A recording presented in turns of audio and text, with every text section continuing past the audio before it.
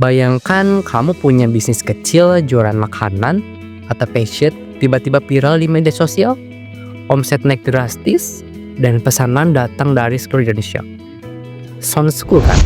Dan halo semuanya, selamat datang di video presentasi saya. Nama saya Topi Supriyatna. Saya merupakan mahasiswa dari STIE Gema Widya Bangsa. Hari ini kita akan membahas sesuatu yang super penting dan dekat banget dengan kehidupan kita, yaitu usaha mikro, kecil, dan menengah atau bisa disebut dengan UMKM. Nah, buat teman-teman yang penasaran gimana UMKM bisa menjadi pilar ekonomi Indonesia, yuk kita bahas. Nah, jadi menurut Undang-Undang Nomor 20 Tahun 2008, UMKM itu terbagi menjadi 3 kategori, guys. Nah, yang pertama ada usaha mikro, yaitu usaha dengan modal di bawah sebesar 50 juta rupiah dengan omset sebesar 300 juta rupiah per tahun. Seperti apa sih contohnya? Contohnya yaitu seperti pedagang kaki lima, usaha rumahan seperti jualan keripik atau kue, dan lain sebagainya. Lalu yang kedua ada usaha kecil, yaitu dengan modal sebesar 50 juta rupiah sampai dengan 500 juta rupiah dengan omset sebesar 300 juta sampai 2,5 miliar per tahun. Contohnya seperti toko kelontong, restoran kecil, bengkel motor, dan lain sebagainya. Lalu yang ketiga yaitu usaha menengah, yaitu usaha dengan modal di atas sebesar 500 juta rupiah dengan omset bisa sampai sebesar 50 miliar rupiah. Contohnya seperti restoran besar, pabrik konveksi, ekspor produk lokal, dan lain sebagainya.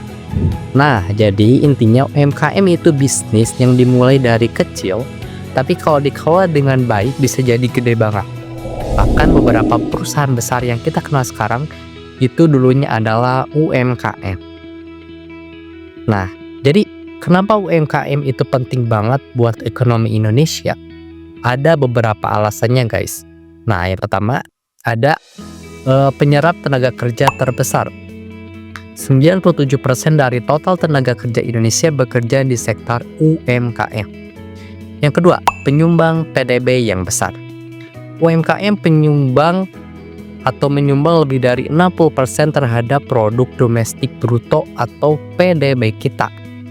Lalu yang ketiga yaitu mendorong inovasi dan kreativitas. UMKM sering banget menciptakan tren bisnis baru, dari jajanan viral sampai ke fashion unik. Contohnya nih, ada di brand Erigo yang awalnya cuma usaha kecil di Bandung, sekarang menjadi brand fashion yang bisa tembus ke New York Fashion Week. Mana keren banget kan? Nah, tapi meskipun punya banyak peran penting, UMKM juga punya tantangan besar. Apa saja sih? Nah, yang pertama ada modal terbatas. Banyak UMKM yang kesulitan mendapatkan pinjaman karena kurangnya adanya jaminan. Lalu yang kedua, kurangnya pemahaman terhadap digital. Masih banyak UMKM yang belum memanfaatkan pemasaran online. Lalu yang ketiga, sulit bersaing dengan produk impor. Barang impor lebih sering murah, jadi UMKM lokal harus punya strategi khusus. Misalnya, banyak pengrajin batik di Solo nih.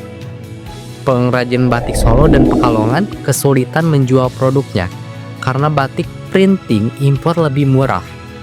Tapi mereka bisa tetap bertahan dengan fokus ke kualitas dan branding. Nah, lalu gimana caranya biar UMKM bisa berkembang dan bersaing? Nih, ada beberapa solusinya. Yang pertama, bantuan pemerintah.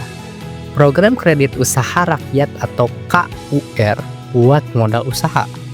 Lalu yang kedua, transformasi digital. UMKM harus go online dari jualan Shopee, Tokopedia, sampai ke TikTok Shop. Lalu yang ketiga, pelatihan bisnis. Banyak pelatihan gratis dari pemerintah dan startup untuk mengembangkan UMKM. Lalu yang keempat, yaitu kemitraan dengan perusahaan besar. Contohnya seperti UMKM kopi bisa bermitra dengan Starbucks buat menjual biji kopi lokal. Salah satu contoh suksesnya yaitu adalah kopi kenangan yang awalnya cuma kedai kopi kecil, sekarang jadi brand kopi yang mendunia. Begitu. Nah, jadi kesimpulannya, UMKM itu adalah pilar utama ekonomi Indonesia. Tanpa adanya UMKM, banyak orang yang kehilangan pekerjaan dan ekonomi bakal lesu. Tapi dengan adanya dukungan yang tepat, UMKM bisa berkembang dan bersaing di pasar global. Nah, buat kamu yang punya ide bisnis, jangan takut buat mulai dari hal kecil, manfaatkan digital marketing, dan teruslah belajar. Nah, saya Tepi Supriyatna dari SIG Widya. Terima kasih sudah menonton video ini. Jangan lupa like, comment, and share kepada teman-teman kalian biar lebih banyak orang paham tentang UMKM ini.